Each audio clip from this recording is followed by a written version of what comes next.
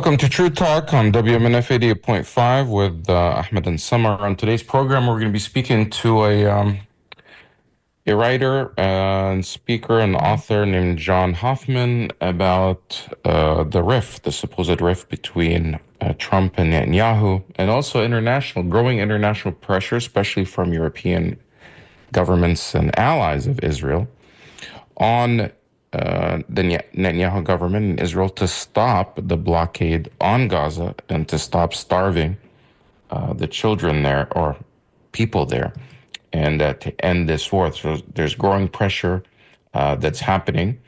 And if we have time, we'll also get to your phone calls. That and more. We'll be right back. This is True Talk on WMNF.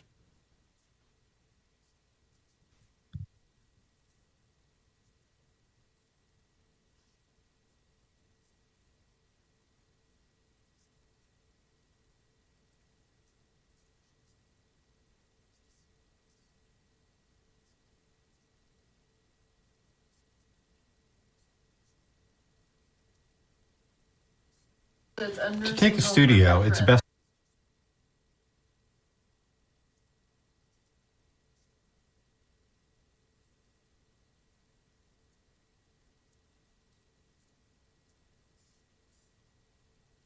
Will Russell At Spectrum, Fogg, we know life moves fast. will Russell Fogg, I guess, keep your head held high?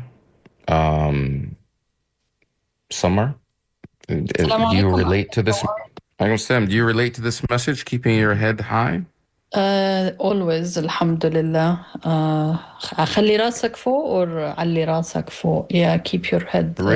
Raise your head high, or and keep it up. Yeah, It's a nice song. sometimes it's difficult to translate Ahmed from Arabic to English.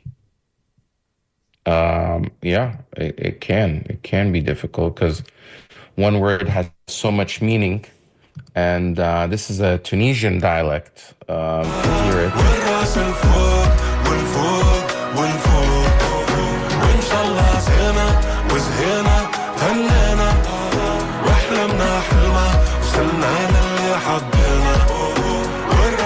It seems kind of inspiring, but at a time where you see so much death and destruction in Gaza and in Palestine, you have to look for inspiration and for hope. And I was watching this interview with Dr. Barghouti, who's one of the most recognized faces representing Palestine.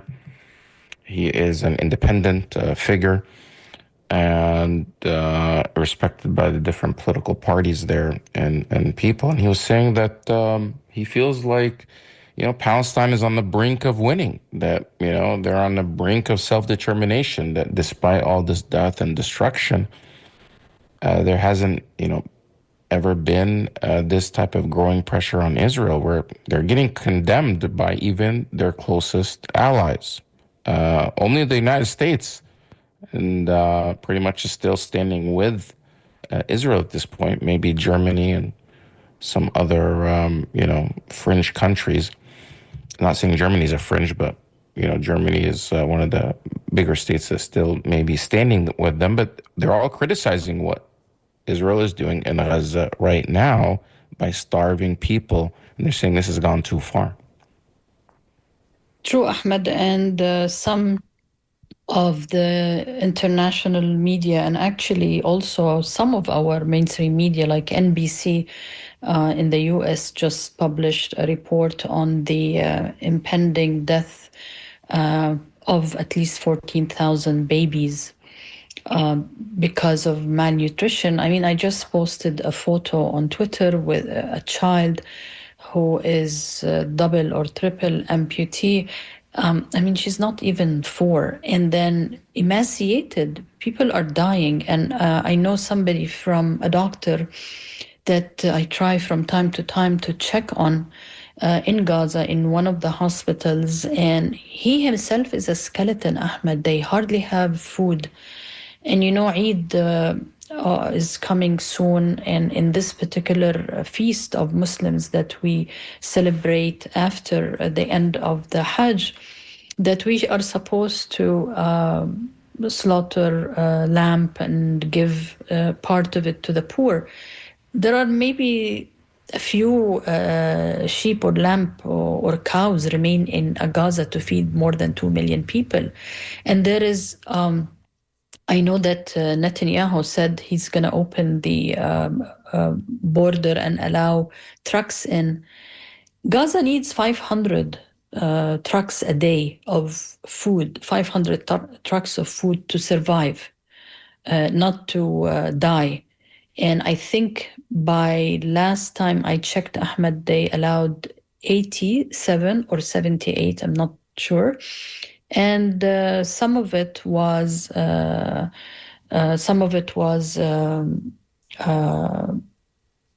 akfan, shrouds to bury the dead. There are so many dead people that really they ran out of cloth to bury them. Wow. So they were sending trucks and trucks of shrouds and very, very few medicine. Like, I mean, think of Ahmed, people who have diabetes, and they are type 1 diabetes type, or they have blood pressure. I mean, you have to have a medication for blood pressure. I know people who have cancer, but they're just, waiting to die. People who want dialysis. I mean, we're talking about things that has nothing to do with dying from a bomb, but these statistics are not even being calculated at the moment. It's overwhelming.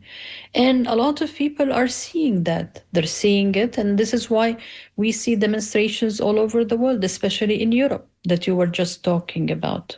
For instance, in the US, I think people are planning this weekend, and there was demonstrations last weekend. So the rest of the world is Well, seeing what's going on. yeah, and the rest of the world is seeing people are sick of what's happening, and some people are commenting saying what Israel is doing is actually the biggest threat that's driving anti-Semitism because they're constantly trying to act as if they are the face and the representatives of Judaism and Jewish people worldwide, when we know that that's not true. That Zionism is the only political route and path for the Jewish people worldwide. That is not true.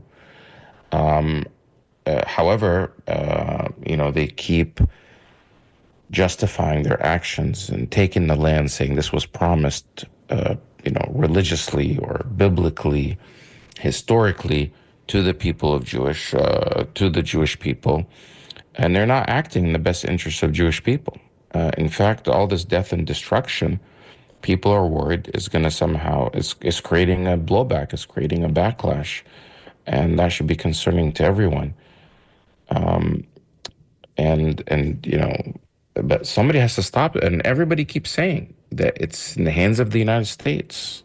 So at this point, it's really, the people. I mean, okay, Biden was there, and did not, and we later learned that actually Biden never told all these all these conversations and promises that Biden and his administration are doing everything that they can to stop the violence, to get a ceasefire. It turned out to be all false. He never asked Netanyahu to stop. Never. And it seems like even Trump, as bad as Trump is on many issues, he's actually more hands-on, trying to, stop what's happening or somehow steer it in a different direction, putting pressure on to get aid in. And Israel keeps saying, Netanyahu's government keeps saying that they're doing so or they're about to.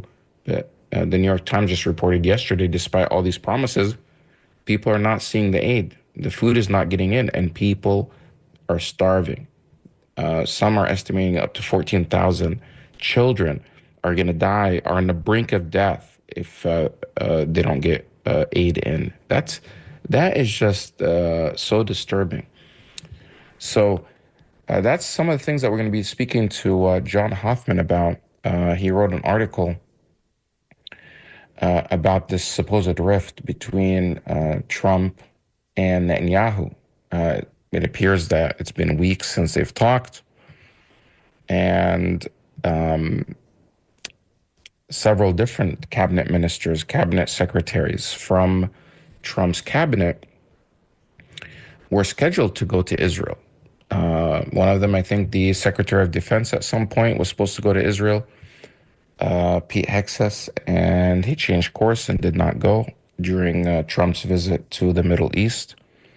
And more recently, J.D. Vance was supposed to go to Israel, but he also did not end up going. So Samar, our guest, has joined if you want to introduce him. Good morning or good afternoon, Dr. John Hoffman. We've had him, I guess, one time before, and it was a very popular, most watched and listened to interview, by the way, John, the last time I had you on the show. But John Hoffman has a PhD, of course, and is a research fellow at Cato Foreign Policy, and he writes and concentrates on the Middle East, the Gulf region also. But he just wrote and published this article, "The Trump-Netanyahu Rift Hinges on Gaza and Iran. For the administration to achieve its goals in the Middle East, more daylight between the U.S. and Israel is necessary." And I'm very pleased to say that he is on the phone with us. So, Dr. Hoffman, there was so much talk about the rift between what my co-host was alluding to, some sort of a rift that was between Biden and Netanyahu. And now we know that there was nothing really. He never told Netanyahu to stop this war. He was arming the Israeli government. And now you write about the Trump-Netanyahu rift. Is there actually a true rift between them, or this is just talk and for our consumption, especially before Trump's visit to the Middle East?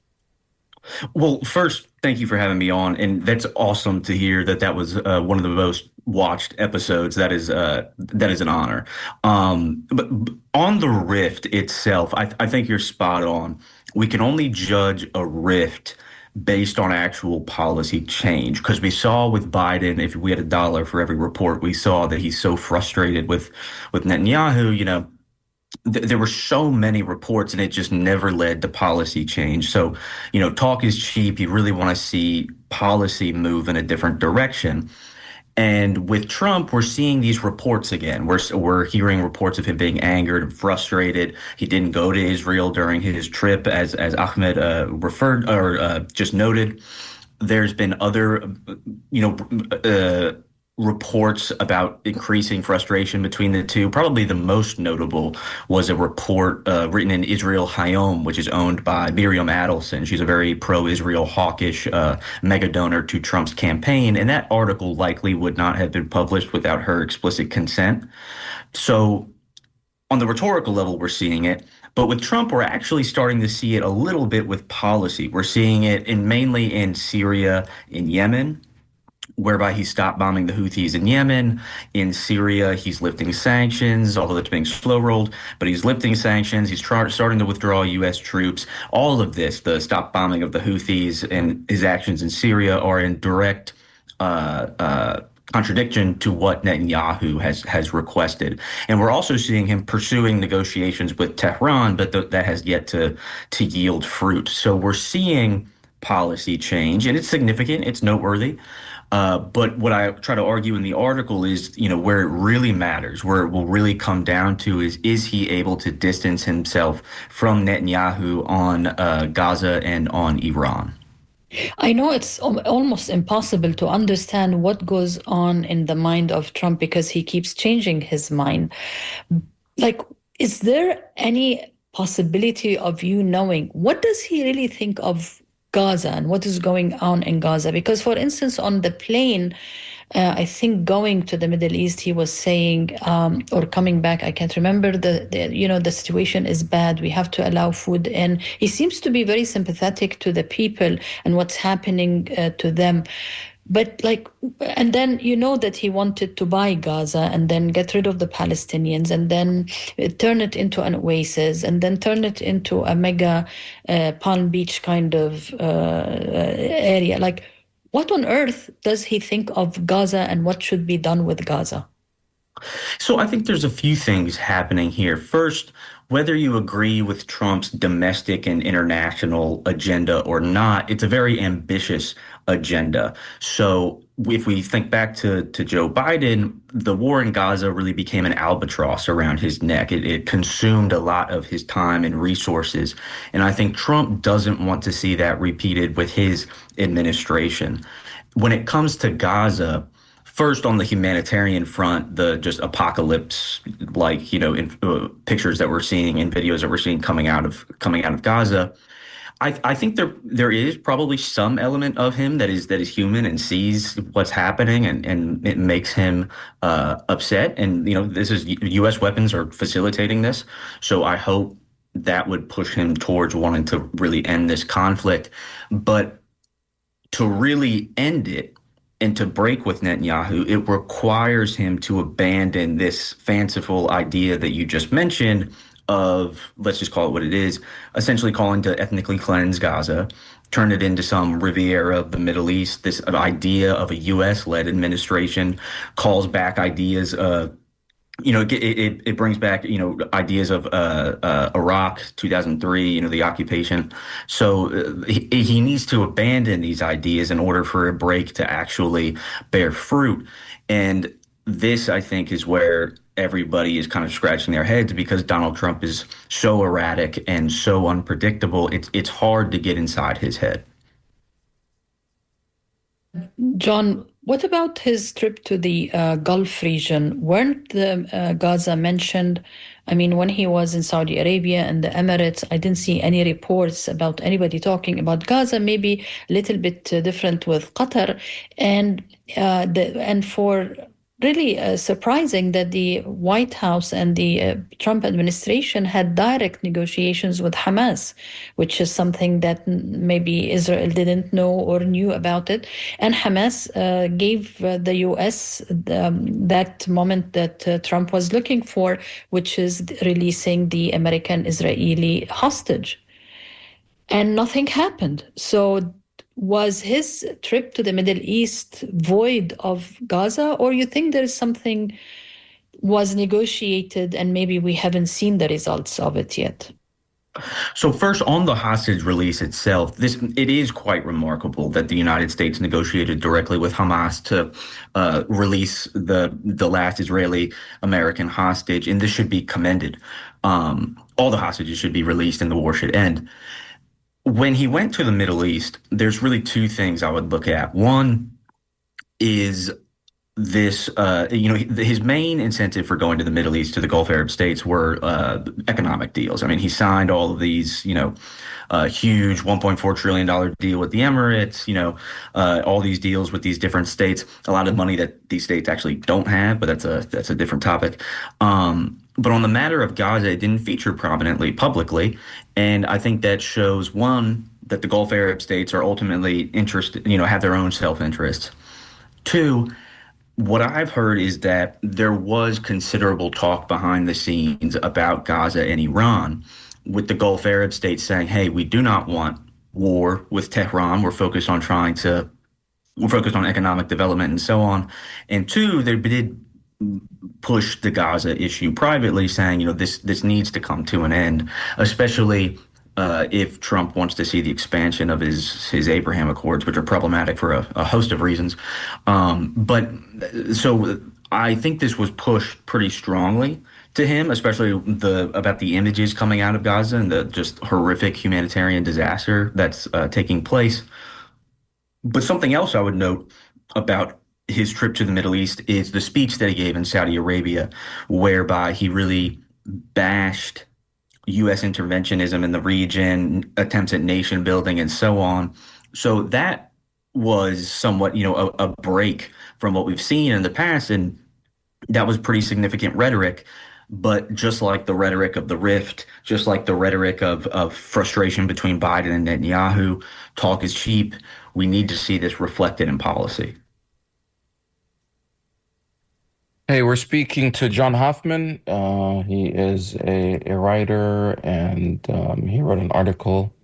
Um, the Trump Netanyahu rift hinges on Gaza and Iran, with the subheadline: For the administration to achieve its goals in the Middle East, more daylight between the U.S. and Israel is necessary. Well, how much daylight is there? Because it seems like the Trump administration is not, there's kind of a division there. There are like two camps.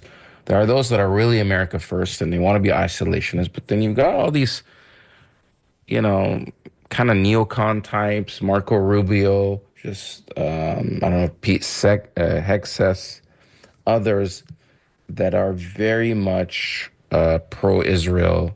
And sometimes people may even go as far as saying, they act as if it's Israel first.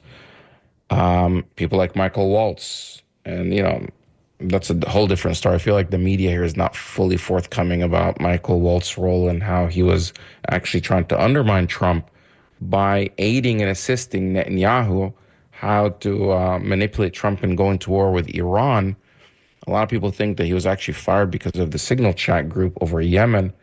But in reality, he was fired because of a different signal chat group, which he had specifically with Netanyahu using an app that's designed by the Israelis, which to me seems like kind of treason to work with a different state to undermine your own president. That's a different story. How much of this administration that Trump has is actually very much working for, I guess, the agenda of Israel?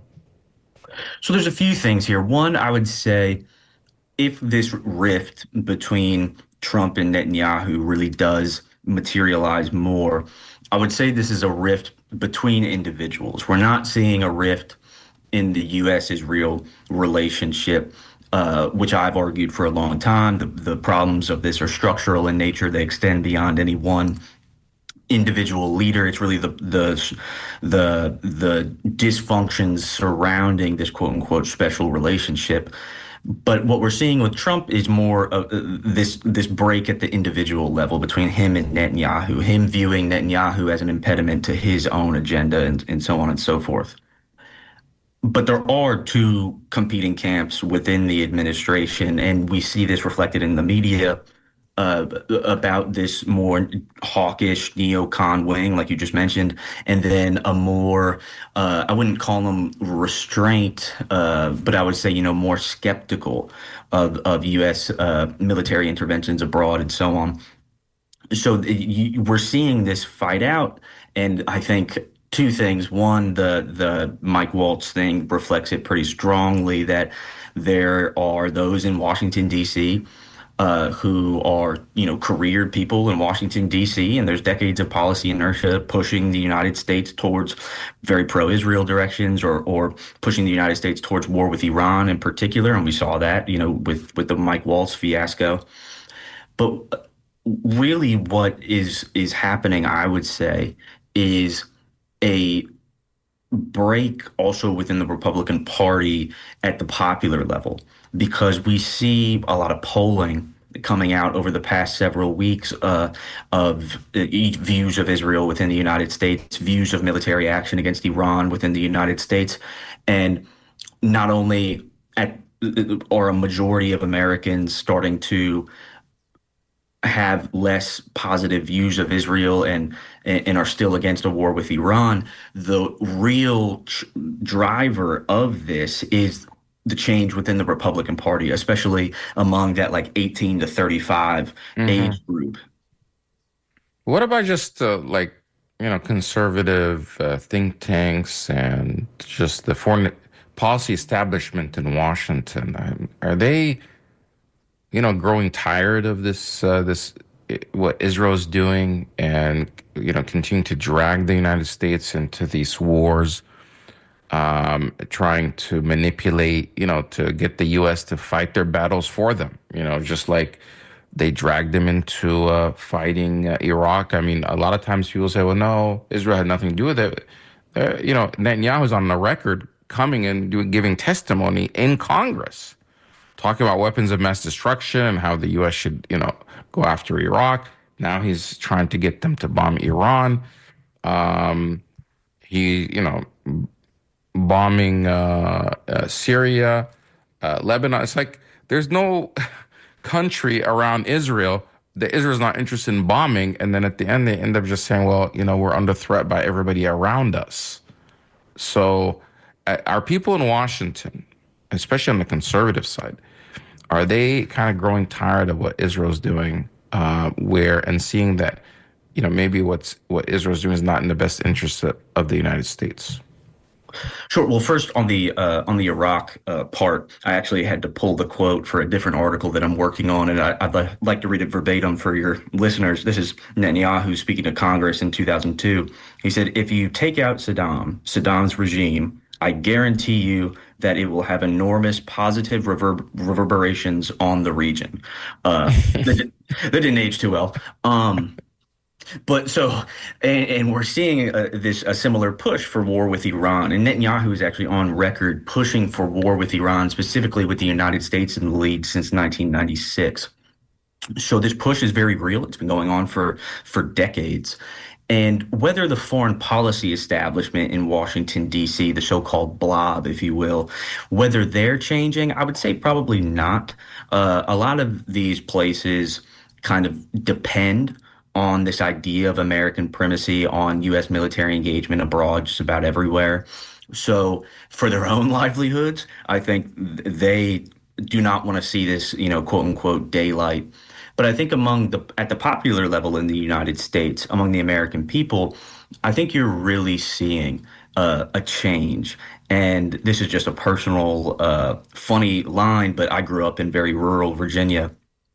And when Trump announced the deal with the Houthis, I remember a family member of mine called me and they said, "Did you see the deal with the Houthis?" And I said, "How do you know what the Houthis are? You live on a farm." But it really goes to show just how this conflict has really consumed the American public at the popular level, and we're seeing a lot of frustration with U.S. policy. You probably heard about the Houthis because Trump was announced it, and then he's talking about their bravery and kind of praising them, which really pissed off, upset the Israelis, because Trump has this kind of habit of he doesn't know when to stop talking. And the Yeah, same no, thing he, about he the he goes off script, and whether it was the Houthis, calling them strong and brave, or talking about Jarrah in Syria, calling him very handsome. I mean, it's yeah, classic. the president of Syria, who was, the establishment in DC thinks he's, basically a former terrorist with Al Qaeda, and now he's calling him handsome, so that a lot of Syrians actually that I know are like, wow, he's calling the president handsome, so they they kind of like that. But yeah, he goes off script and says things kind of like, yeah, off the cuff that you don't expect. And some of his followers, I guess, like that kind of stuff, very unorthodox and kind of shaking things up there. But it seems I still, it's like Trump says one thing, and then somehow Rubio, who tries to put in his policy, is doing one thing, and then Steve Witkoff, who's the envoy for the Middle East or does the negotiations, he's kind of doing his own thing. So, I mean, from your assessment, how is this all coming together, these different camps and kind of competing agendas and ideologies? I mean, I truly think that somebody like Rubio is just ideologically Zionist, even though he's not necessarily Jewish himself, but he's more Zionist than most Jews that I know. But how are these things kind of squaring off within the Trump administration? Or does Trump appreciate these kind of different figures kind of going at it and having competing views, and he's kind of the decision maker at the end? Yeah, I think this administration is unique because there's an old adage in Washington, D.C., that personnel is policy. Typically, you could tell the policies that a president would pursue by the people that he surrounds himself with. I don't think that's necessarily the case here with Trump. Uh, really all decisions are being made by one individual, and Trump really chose his team based on loyalty more than anything else. Uh, Mm-mm. so it's difficult to judge the extent to which these different actors actually have agency. And I would say ultimately the buck stops with Trump. He will be the one who, if he ends or if he pressures Israel towards ending the war in Gaza, that the pressure would come from him. And if he seals a deal with Iran, it's ultimately going to be one that he approves. And about this going off script, this is what makes it so difficult to gauge his policies and where his thinking is, because you never know what Truth Social post is actual policy or him just popping off one day. Um, and then even there are members on his team. So this past weekend, Steve Witkoff said that any form of enrichment, even 1% by Iran, is a quote unquote red line for the United States. Well, if that is indeed a red line for the United States, that is a non-starter for Tehran. So that means negotiations will fail. So it's so difficult to gauge what is actual actionable rhetoric that's going to translate into policy and what is either a rhetoric meant to try and shape negotiations, or B, just either rhetoric from somebody who is not calling the shots, or rhetoric that ultimately won't influence the policies that Trump wants to pursue. Yeah, like the stock market's very volatile. Any day something new can be said or that changes so much. And I mean, it's my opinion, but I just think that, Trump, uh, you know, uh, is really pursuing. He thinks he deserves to get the Nobel Peace Prize for whatever reason. And I feel like a lot of the stuff that he's doing is in pursuit of that. Like that's a goal of his. So Big wherever there's time. hostility, like I don't know, Rwanda, he wants to jump in. Pakistan, and India wants to, make a deal. He wants, he really wants to make this deal in Gaza and just throwing things out there with Iran. So I think that, he's probably jealous that we're upset that Obama Obama. got the Nobel Peace Prize and he hasn't. But So that's Ahmed, just, yeah. Ahmed and John, but he doesn't follow through. I mean, he was talking about Ukraine and as if there is nothing happening on the face of earth except Ukraine. Then he moves to Gaza. Then he moves to South Africa. So I don't see him following through, commenting on what you're saying, Ahmed Well, and I mean, John. he's saying it. It's whatever is trending, right? I mean, he said something about Ukraine. I think you're pronouncing Ukraine in the Arabic way, Ukraine, Oh, which I oh guess yeah. I think that's how Ukrainians also say it, by the way, and Russians. You're saying Ukraine. So for our listeners, that's some are talking about Ukraine. Well, yeah, I mean, he's talking about what's trending, and then he's also just the media, the amount of media he does, like every day. Like he talks more than White House spokesperson. Every day he's giving interviews. Every day it's just like hours long. He's just constantly putting out so much content. I think he's just trying to drown out everyone else with his content. But like Summer said, is this rhetoric translating into policy, or because some people described him before, especially in the first term, he wasn't really interested in policy. He was more interested in the other stuff and kind of like the prestige. But how much of this is actually translating into policy? So that's where it's difficult, but we have a couple examples. And one is the direct negotiations with Hamas. I mean, that is something that Netanyahu and his advisor, Ron Dermer, tried to sabotage back in March. If you remember when Adam Boehler, the hostage envoy, mentioned on TV that the United States was engaged directly with Hamas, immediately report from Times of Israel that I cite in the piece here for American Conservative, they were working to undermine this. So that's significant in and of itself. The Houthi stuff is again significant. One, because the deal that was sealed with the Houthis did not include anything about them targeting Israel or Israeli ships. We've seen them continue to target Israel since the agreement was made, and the United States has not taken military action. And then another was Syria. uh, I think it was December of last year that Reuters did an exclusive article, and they said that Israel was lobbying the United States to keep Syria weak, to keep pressure on Syria. And Hmm. instead, what we've seen is one, Trump announced that he's going to remove the sanctions. Two, that the United States is going to start withdrawing some troops. Again, this is also despite Israel's objections. They wanted the U.S. troops to stay. Uh, and three, I mean, you could say, I guess maybe calling them handsome is might be um, uh, I'm sure that didn't make the Israelis too happy. But then also with Iran too, we haven't seen a deal yet.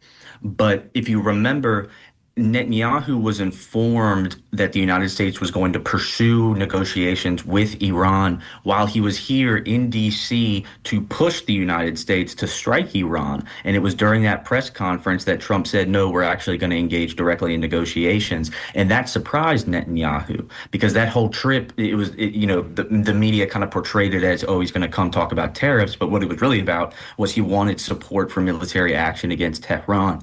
And we know now that Trump told him, one, no, you will not strike Iran while negotiations are going on. And two, we've seen Netanyahu kind of boxed in by this on Iran. It's very doubtful that he could launch a military strike against Iran against Trump's wishes, and Trump, because it's Donald Trump and who he is with his personality, would not just go crazy and be furious. So I think Trump has a real opportunity here if he seizes it, but it's a matter of will he seize it?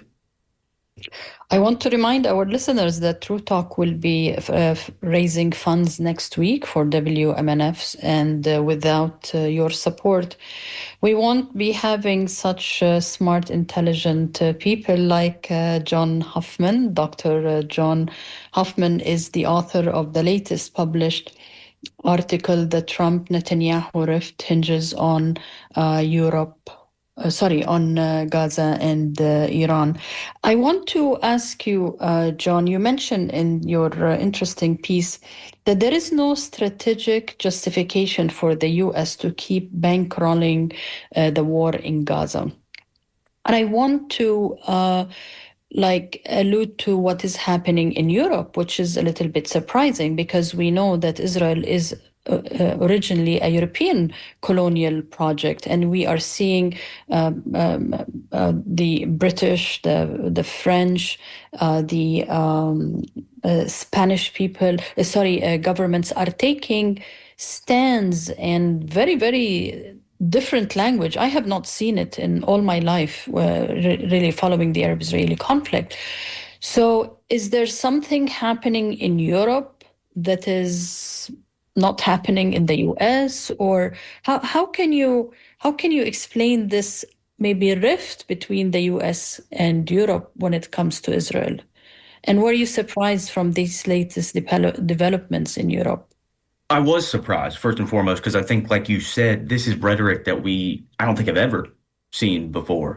And I think it's because it's gotten to a point in the war where even ardent supporters of Israel's war are saying, what is the benefit of continuing this conflict? And instead of we've seen over the past 19 months a disconnect between the stated ends of Israel and the means that it's using.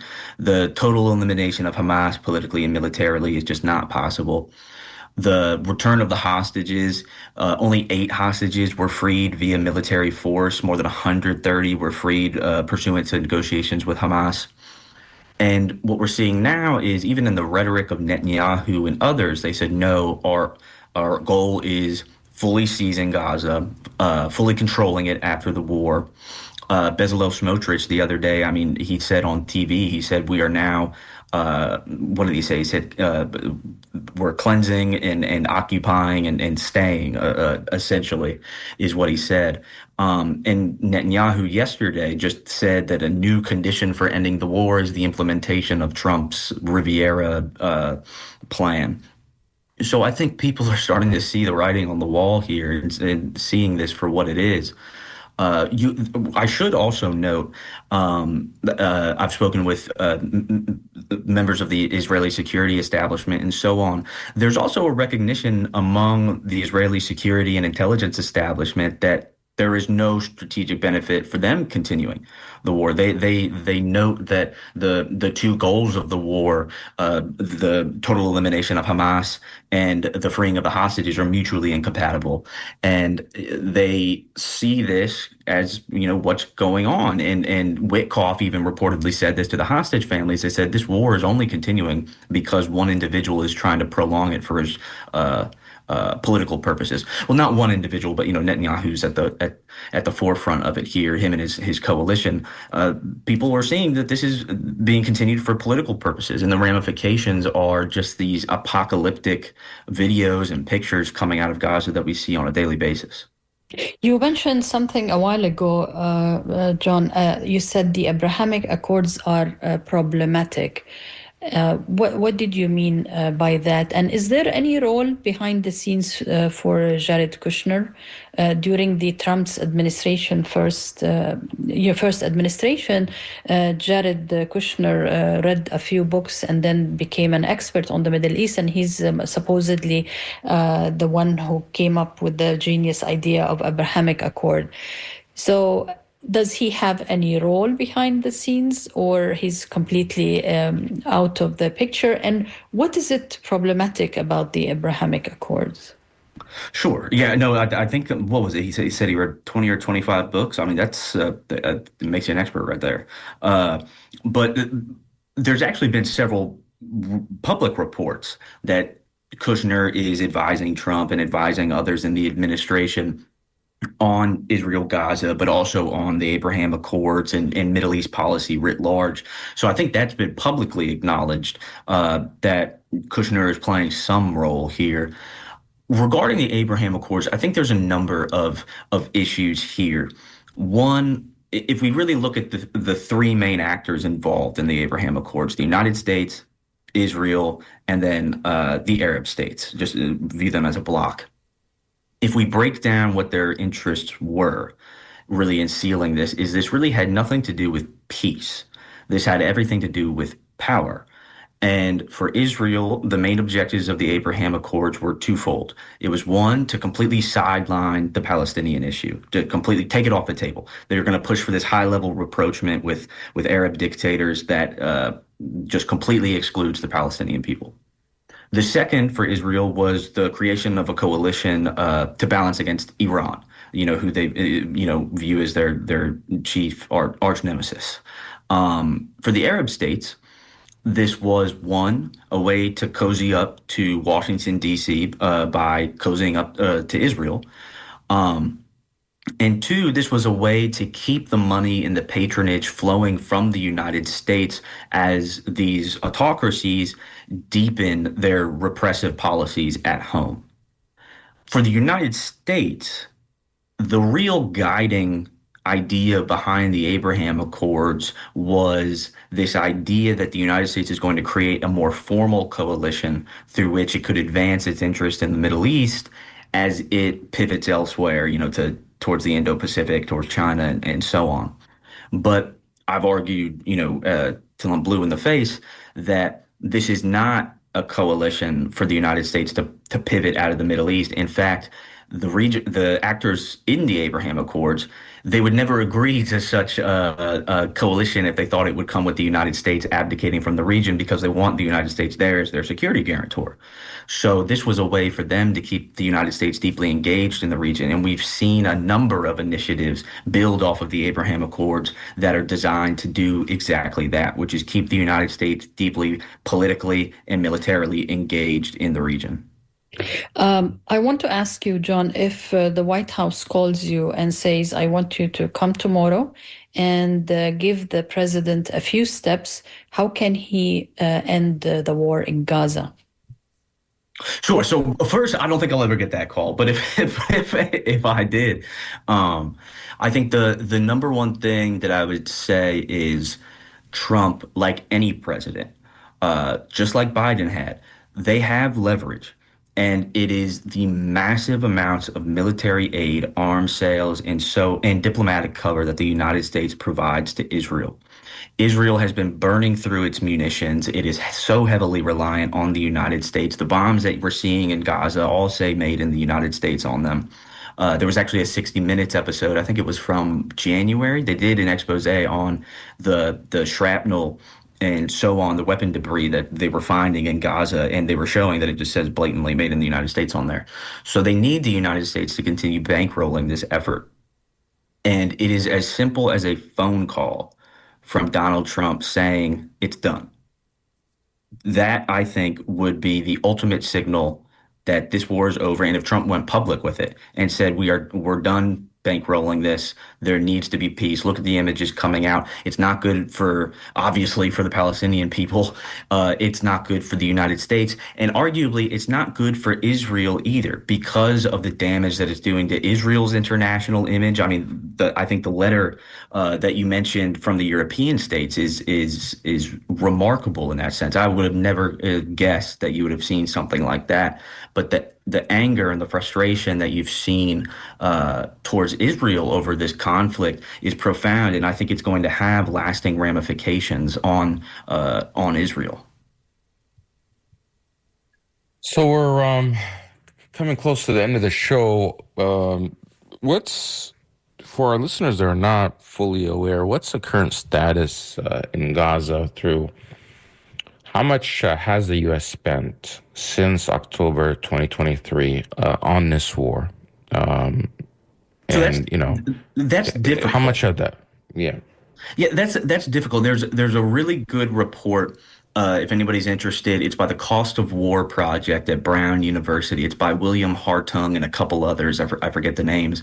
But they did a deep dive trying to figure out how much the United States has spent on the war in Gaza. First, there's the publicly disclosed 17 and change billion that the United States has just given in military aid to Israel. But this doesn't even begin to account for the massive military buildups in the Middle East that the United States has undergone since October 7th. The Houthis alone, there was a great piece in New York Times the other day saying that it's an estimated 7 billion the United States spent just on the Houthi campaign alone, which was just the most unnecessary and counterproductive and strategically imprudent campaign that we've seen. Even Biden, nothing wraps it up better than Biden's words. Is it working? No. Is it going to continue? Yes. That sums up Middle East policy pretty well. But and then of course there's been tens of billions of dollars in weaponry and so on. So it's hard to even tally this number. Also because a lot of these arms sales have been bypassed Congress. There was also a good article by, I think it was John Hudson at the Washington Post about how a lot of these weapons have been kind of secretly passed under the table to Israel. And it's difficult to even be able to begin to assess the extent of this. I don't think we'll know for quite some time. Now, since the Trump administration came into power, there's been a couple of incidences where through executive orders or through Marco Rubio's State Department that they were able to just send weapons to Israel without necessarily Congress's approval or like bypassing Congress. How much was that and what was that for? So this is unfortunately a rather commonplace action that takes place in D.C. is this declaration of an emergency to push through weapon sales. We've seen most administrations do this. I remember Trump did it during his first term to Saudi Arabia and the UAE, but they've also done it to Israel. If I remember the report correctly, I think it was an $8 billion arms package that was carried over from the Biden administration. And then I believe, don't quote me on this exact number, but I believe the Trump administration then pushed through its own $5 billion deal. So that in and of itself is 13 billion right there. And what's the death toll now in Gaza, and how many people have been injured? So that is what we see from Gaza health authorities is I think it in the ballpark of 53,000, but I don't think anybody knows what the actual death toll is in Gaza. There is the Lancet has been doing a lot of great reporting on this, saying that this number is almost impossible to determine because the level of destruction with across Gaza makes trying to find accurate numbers impossible. I've seen their estimates range in the hundred something thousand. So it's almost impossible to tell until this fighting actually stops. And as far as I mean, as far as we can from reading and stuff, it seems like Israel has basically decimated the place. They're going area by area and just flattening it, turning it into rubble. Neighborhood by neighborhood, city by city. Gaza is a very small area, and it just seems that they're trying to congregate the Palestinians into very small areas within Gaza that they can somehow control. um, I mean, is it your understanding that they're trying to change the realities on the ground so they can say, well, hey, there's no place for these people to live here. They can't stay. It's for their own safety. They got to leave. At the end, really just getting them off the land. Yeah, so I think between 70 and 80% of Gaza is either occupied by the Israeli military or is a demilitarized zone, so saying that people need to leave. So that's pushing the 2 million Palestinians that reside in Gaza into an area that is only 20 to 30% the size of Gaza. And as, like you said, Gaza was already incredibly densely packed before the war.